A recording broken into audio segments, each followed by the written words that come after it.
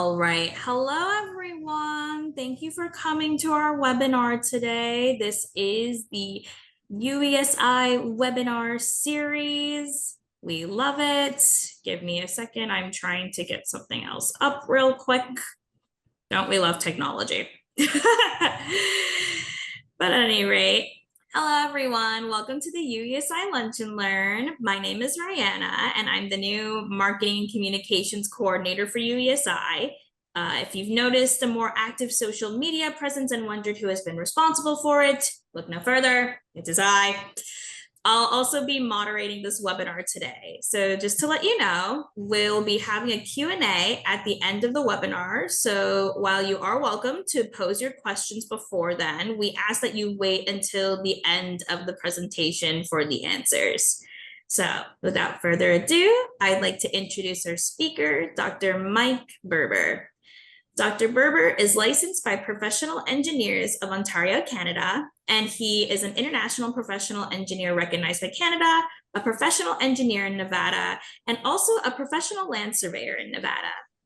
After receiving his PhD from the University of New Brunswick, Dr. Berber began working as an assistant professor at the Department of Civil Engineering at Toronto Metropolitan University in Toronto, Ontario, Canada. Oh boy, okay.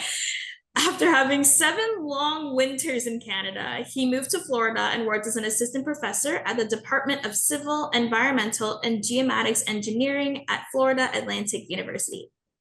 In 2014, he joined the Department of Civil and Geomatics Engineering at California State University, Fresno, aka Fresno State, as an assistant professor and currently serves as a full professor. So far at CSU Fresno, Dr. Berber has served on 19 committees at program, department, college, and university levels. He's published 3 books and monographs, numerous journal papers, and many conference proceedings. Thank you, Dr. Berber, for being here today, and we're excited to learn more from you. Feel free to take it away. All right, thank you. Can you hear me well? I mean, I can. Okay, perfect. All right. Good morning. Oh, it is morning for me. It is 9 a.m. in California. So hello everyone. So as Rihanna said today. Sorry to interrupt. Hold that thought. Dr. Berber, I believe you wanted to put your presentation in presenter view. You have it in speaker view currently. Okay, give me a second. I did already. Let me do it again. Okay, I think I escaped it in here. Just a second. Oh, it is already. Difficulties, folks. It's a fun time. Yeah. Okay. Okay, I'm gonna redo it and then it's gonna work. Give me a second. All right, share and go to presentation. There you go. Awesome. Okay, give me a second. Okay, how does it look now? Amazing. Love it. All right, thank you. All right, so as you can see, I'm gonna talk about precise point positioning in this presentation. All right, let's begin with satellite positioning.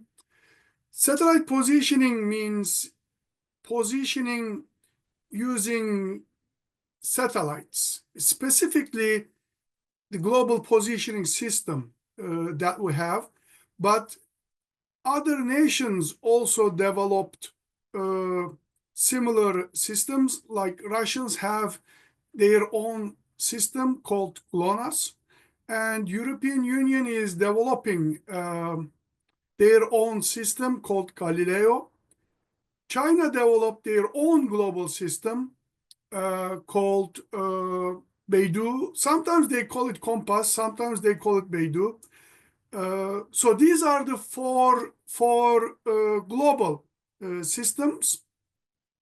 And there are also regional systems, like Japan has a regional system, India has a regional system, and South Korea is developing a regional system as well. So all these satellite constellations are put together under a common name, umbrella name, which is GNSS, Global Navigation Satellite System. So here with satellite positioning, we are talking about these satellites, which are used for surveying and navigation purposes. But probably you know that there are other types of satellites as well, like communication satellites. That's how we talk using phones, right? And then meteorological satellites, spy satellites, etc. But we will not focus on those in this presentation because we will be talking about satellite positioning using GNSS satellites. Okay, having clarified that, let me try to give you the big picture because I want you to understand how GPS works, because it's important to understand what point positioning is at the first place, and then how precise point positioning comes to the users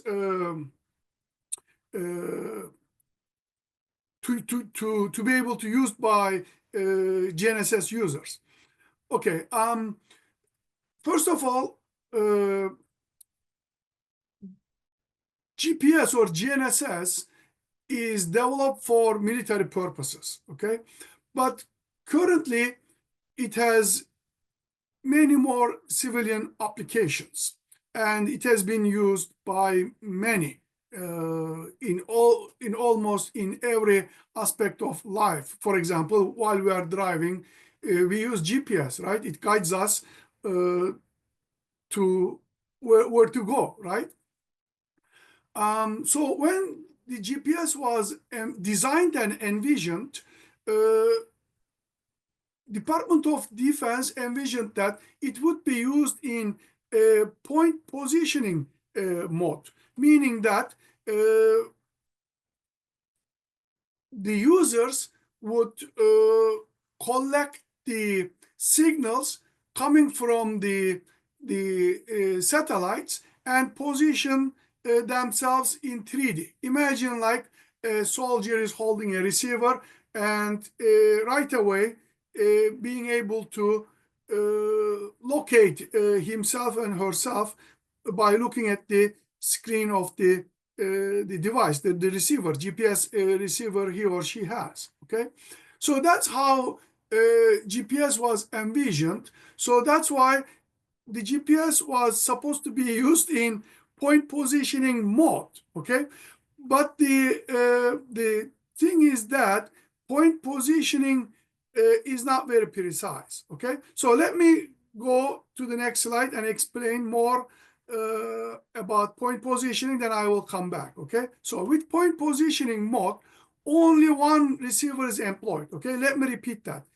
With point positioning, only one receiver, one GPS unit is employed. So as you can see, that receiver is on the surface of the Earth because we want to position ourselves on the surface of the Earth, right?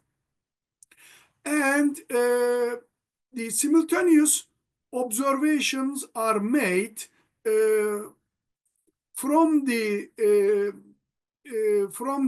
receiver to 4 or more satellites for a time period. We need to use minimum 4 actually satellites because we need to solve for 4 unknowns: 3D coordinates like XYZ, or latitude, longitude, height, and the timing information. But 4 is better because then we will have better optimum results using estimation techniques like least squares method or Kalman filtering. But we will not talk about those in this presentation. So if we use point positioning with one receiver, then we will be able to determine our coordinates in a well-defined coordinate system, such as WGS-84. WGS-84 stands for World Geodetic System 1984. That's the system developed for GPS, okay? So if you if you use that coordinate system, then you will get your latitude, longitude, and elevation information in that datum or coordinate system, WGS84.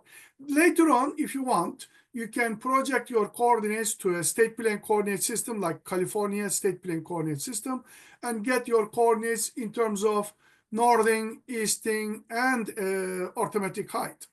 If you use an international system like ITRF, ITRF stands for International Terrestrial Reference Frame, then you can get your coordinates in capital XYZ, but again, you can convert it to any other system depending on your needs.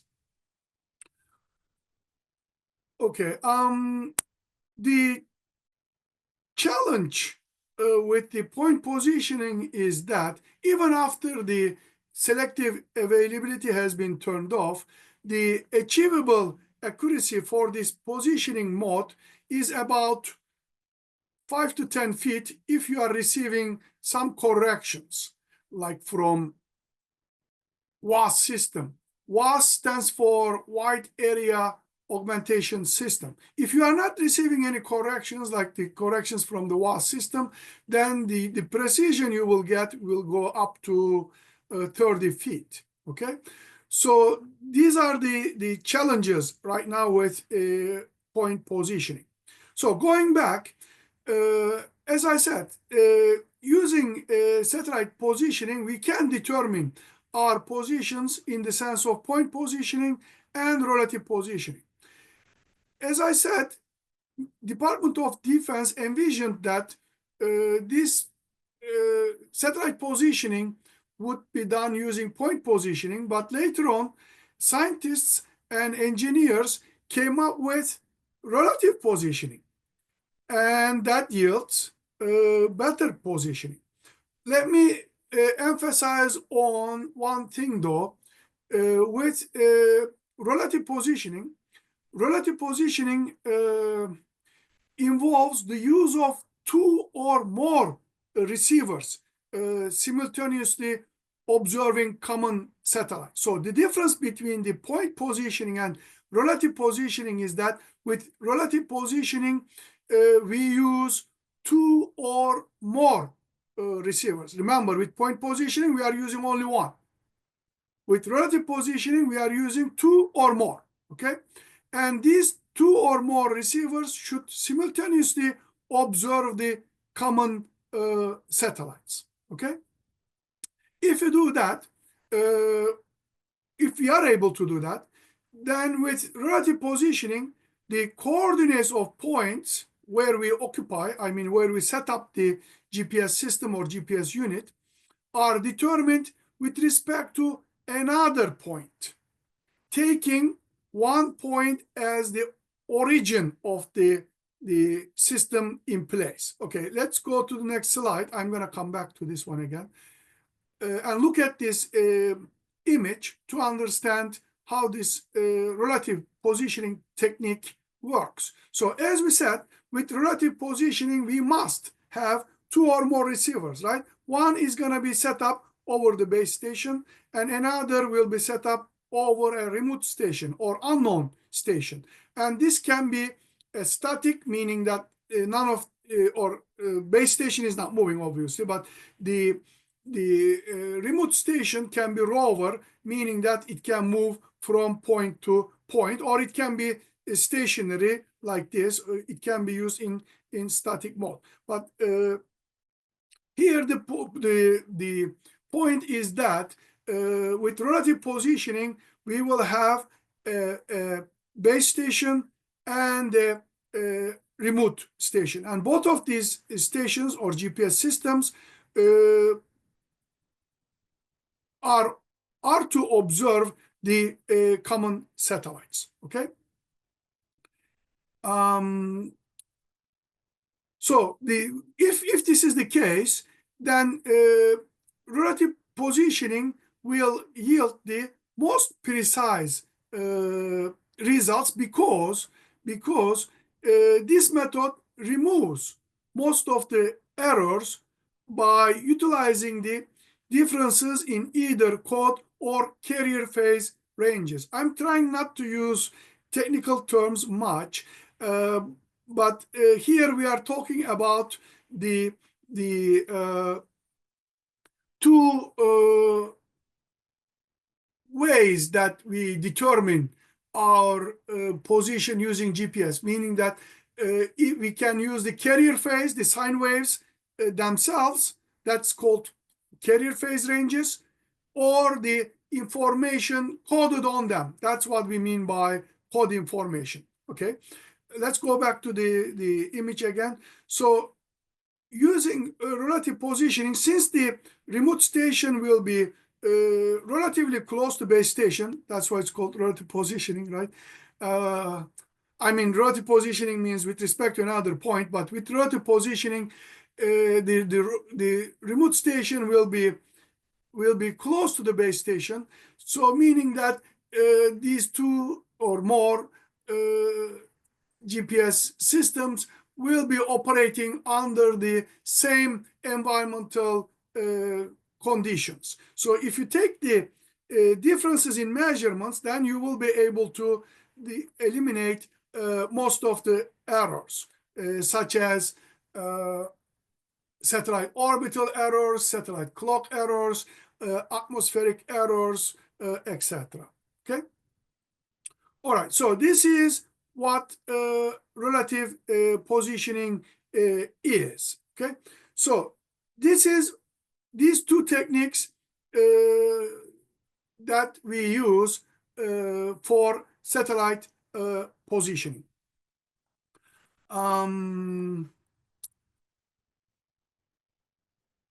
Okay. These are the relative positioning techniques currently being used. As you can see, they are listed in the slide.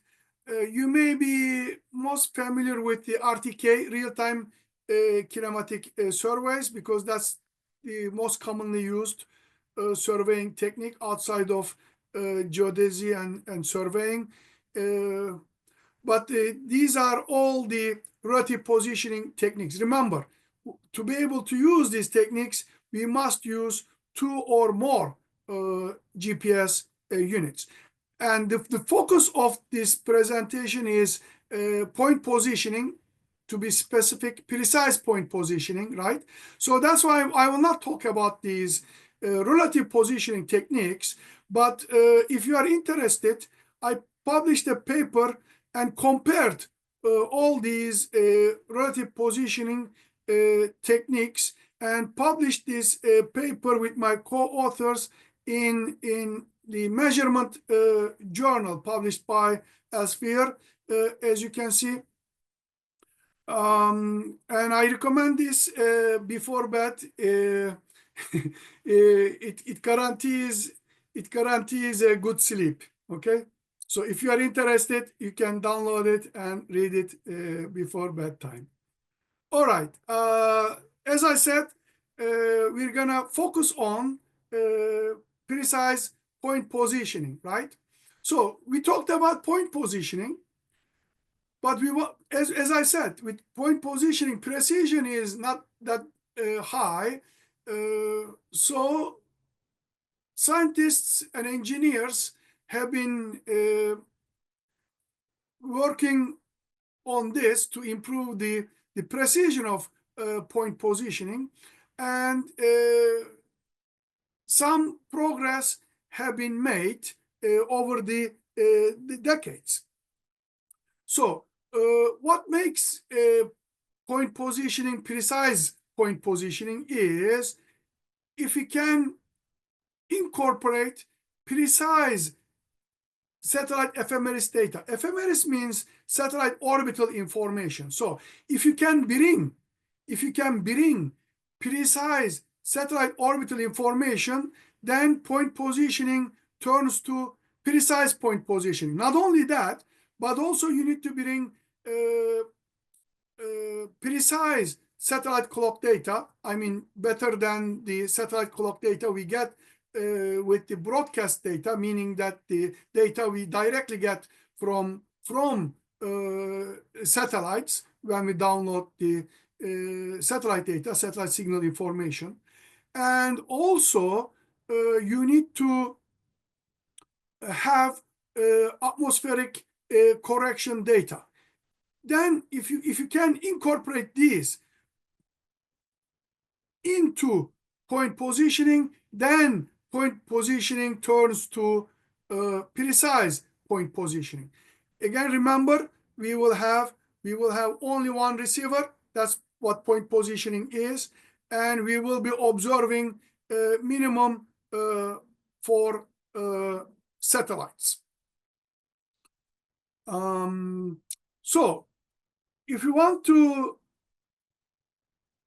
go into detail with precise point positioning, the challenges are, although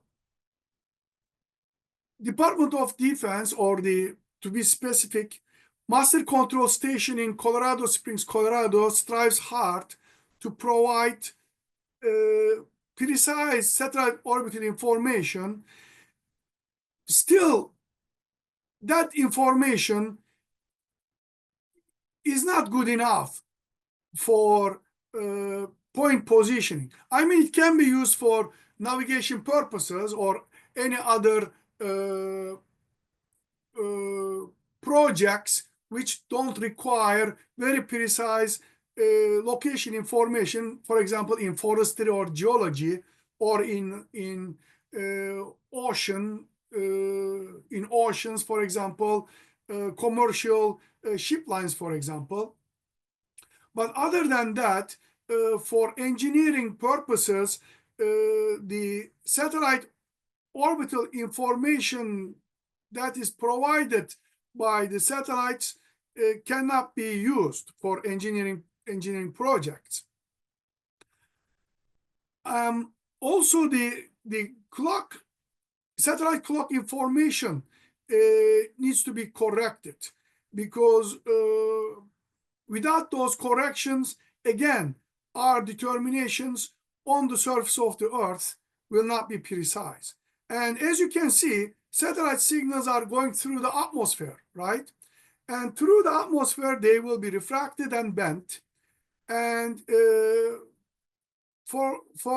terms of atmosphere, for us, the two layers are important: troposphere and ionosphere. And if you cannot correct these, if you cannot correct the atmospheric errors, again, we will not be able to determine our position very precisely on the surface of the Earth.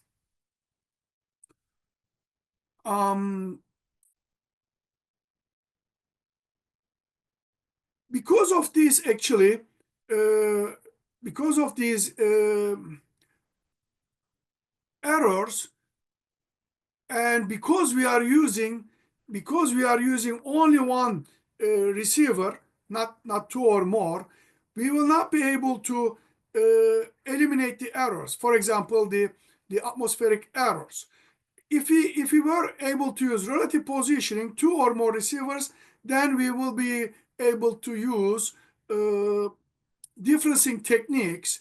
And using differencing techniques, I mean, by taking the differences in measurements, we will be able to eliminate the satellite orbital errors and clock errors. And generally we use dual frequencies, meaning that L1, L2, and nowadays we have L5, so we have triple frequencies. That helps with the atmospheric errors.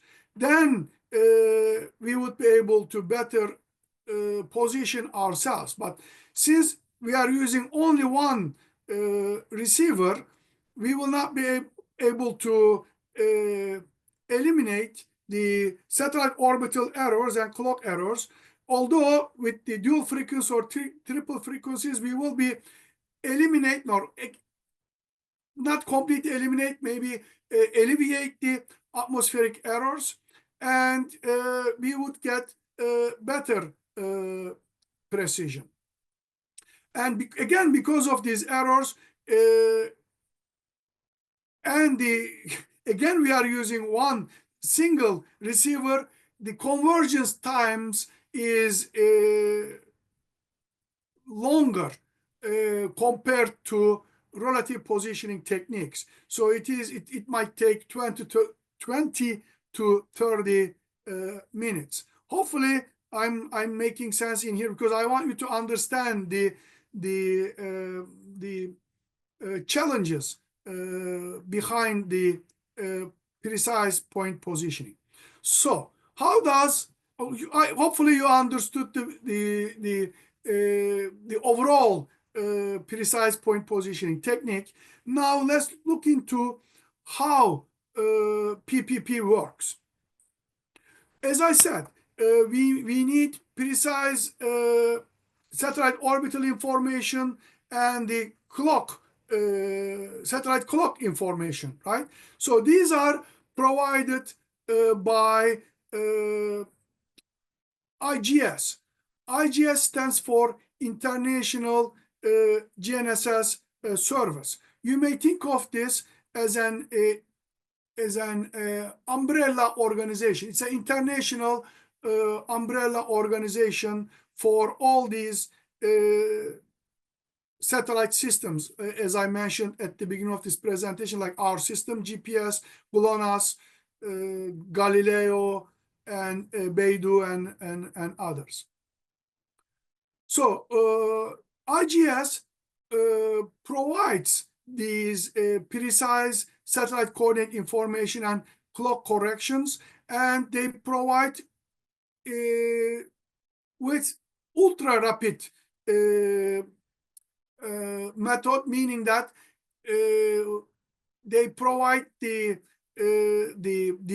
provide these corrections in real time. That's why it says it is named as ultra rapid.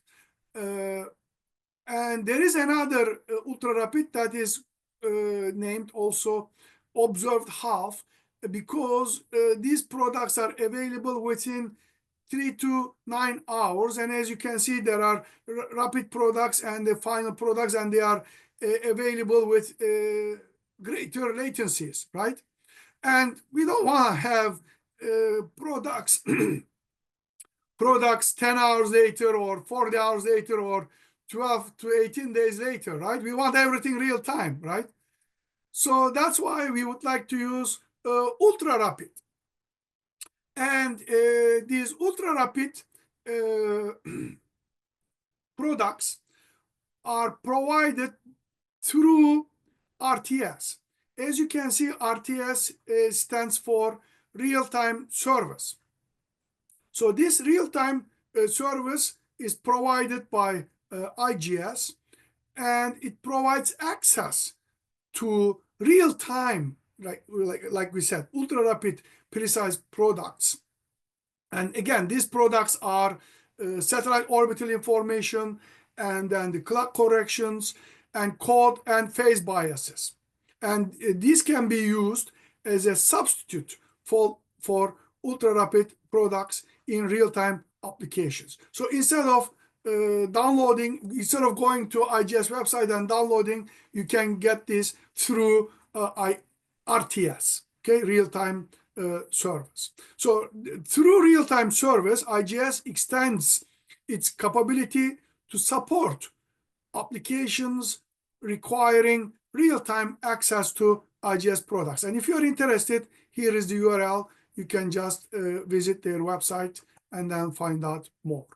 So what we said in here is that thanks to these products provided by IGS through RTS, then we can use precise point positioning.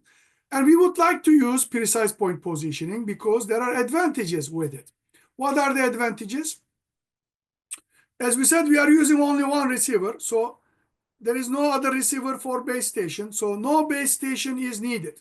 Okay, to be able to explain this, I want to talk briefly about real-time kinematic surveys, okay? As I mentioned already, this is relative positioning. I will not talk about relative positioning, but I want you to understand the difference between the relative positioning techniques and point positioning, okay? So with RTK, we are using 2 or more receivers. As you can see, one is set up over a known point, and another one in this scenario is a rover going from point to point. And both these GPS systems are observing the common satellites, and base station is sending the corrections to the rover via a communication link, like a radio system in here. So once the rover receives the corrections, then it determines its position in real time. So you see, with the real-time kinematic survey, you need a base station. But with the PPP, you don't need a base station, okay? And no need for simultaneous observations because we have only one receiver, okay? We don't need to observe satellites simultaneously. We can observe them as needed. And there is no range limit. Look, here with the RTK system, there is a limit because rover can be away from the base station up to 15 miles. That is about 20 to 25 kilometers, okay? But with the PPP, there is no range limit. You can be anywhere on the surface of the Earth and observe 4 or more satellites and determine your position, okay? So these are the advantages of precise point positioning. So you may right now thinking as to how you can make use of precise point positioning. In fact, variety of commercial and even online precise point positioning services available. Obviously, you need to pay for commercial services. And if you are interested, you can do a search on Google or any other web browser and find out which one is the most suitable for your needs. But you can use online services, and these are the online services freely available. So if I were you, I would use one of these. Oh, by the way, there are other online PPP services as well, but they require subscription as well. That's why I'm going to talk about these 3 in this presentation. So as you can see, the first one is APS. APS stands for Automatic Precise Positioning Service provided by JPL, Jet Propulsion Laboratory.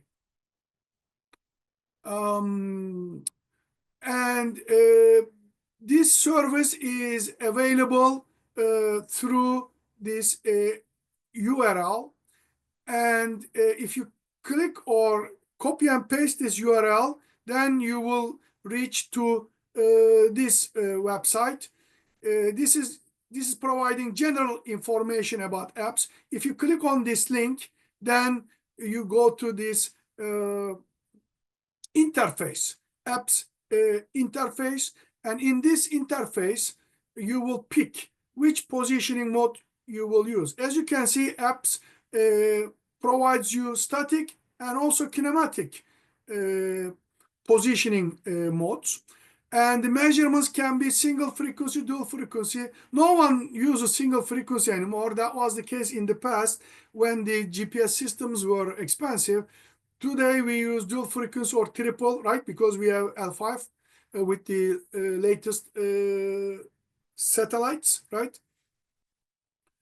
And this is showing you this is an old image, but it is showing you which orbits and clock informations will be used and which code information.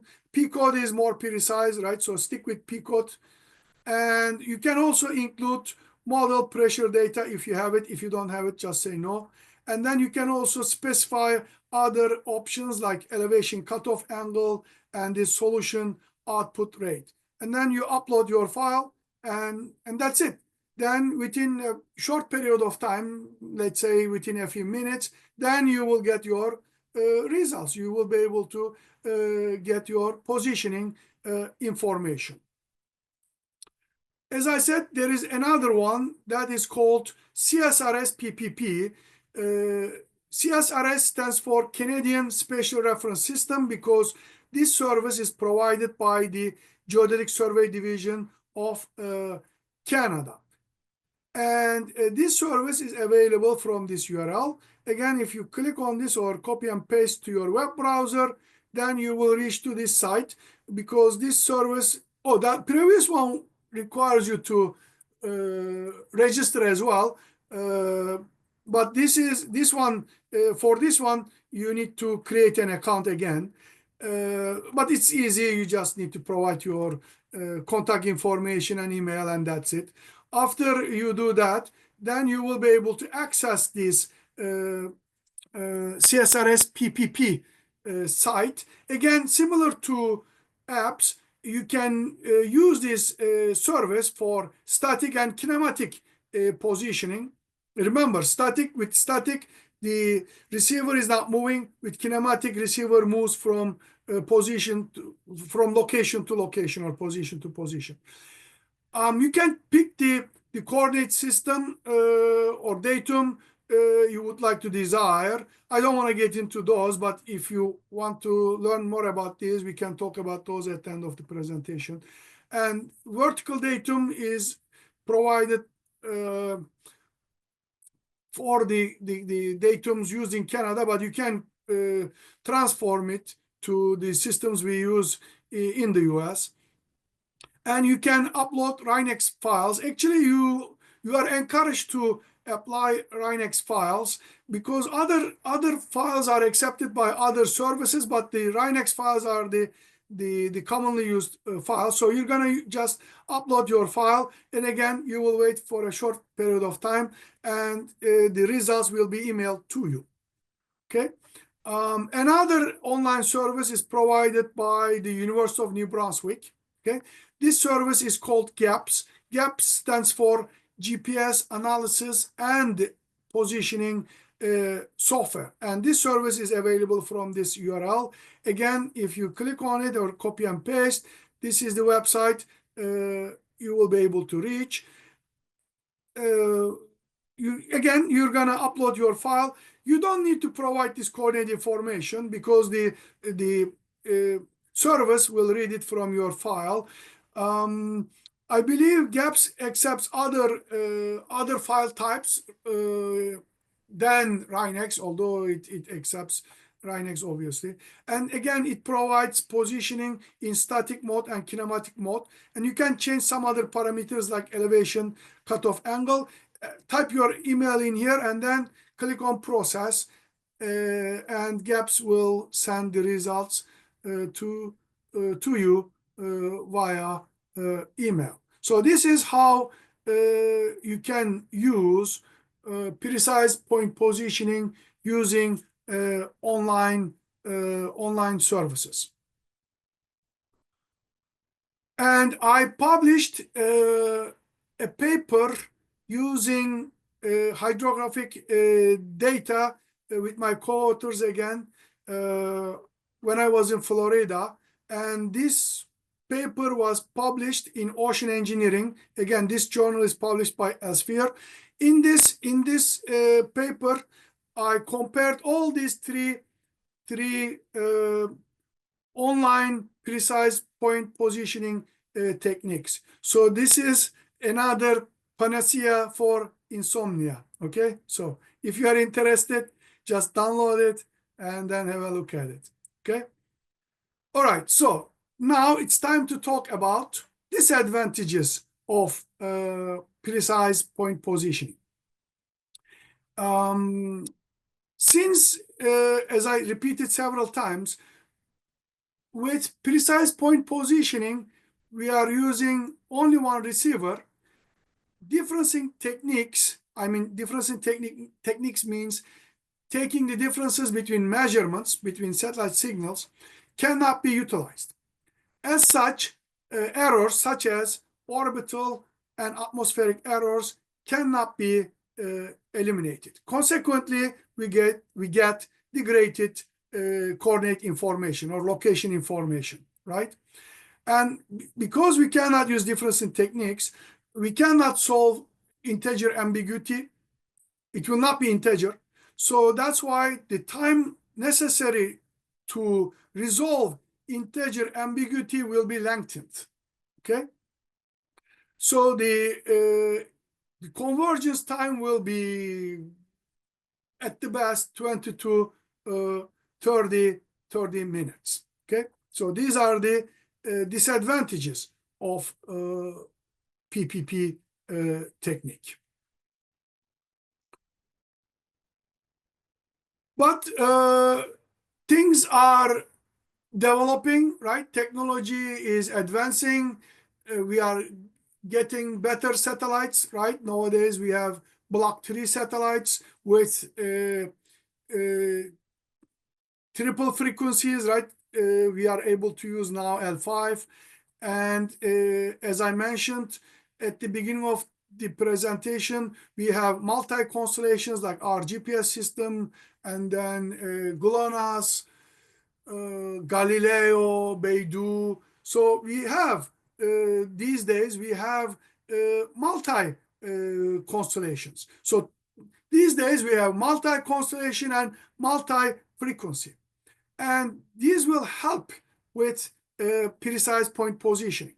For example, multi-frequency will help with atmospheric corrections. More frequency will enable us to better model the atmosphere, specifically the ionosphere and troposphere. And more satellites means more measurements. You know, if you have more measurements, statistically you will get better, more optimum results, right? So as things develop, then PPP technique will be getting better and better. So multi-constellation, multi-frequency will ameliorate the PPP technique. But let me state one more time that scientists reported that using single frequency solution, currently you are looking at 56 minutes without introducing external ionospheric products. We are talking about atmospheric corrections. And if you use single frequency solution, again, you are looking at 32 minutes by introducing. If you can get the external ionospheric products such as the global ionospheric model or the global ionospheric model from CODI, that stands for the Center for Orbit Determination, provided by European Union. And if you are using dual frequency solution, then you are looking at 21 minutes for ionosphere free linear combination. That's why I was telling you, you need to collect 20 to 30 minutes data, because that's the convergence time currently. All right, so to summarize, we can state again that with PPP technique, we don't need a base station. We don't need to observe satellites simultaneously, and there is no range limit. Okay, we can do this anywhere, anytime, and we can be far away from anything. Nevertheless, as I just repeated again, convergence may take some time using PPP technique, but it is predicted that multi-constellation and multi-frequency GNSS precise point positioning will greatly improve PPP technique in near future. Thank you for your attention. Thank you, Dr. Berber, for hosting. I do not why is my camera doing the thing that I don't want it to do? Okay, well, while I'm getting that figured out, oh, there we go. Okay. Thank you again for hosting and presenting. Does anybody have any questions? If you do, you can submit them either in the Q&A section, type them out, or you can raise your hand and ask your question live. I'll give it 30 seconds or so. Okay.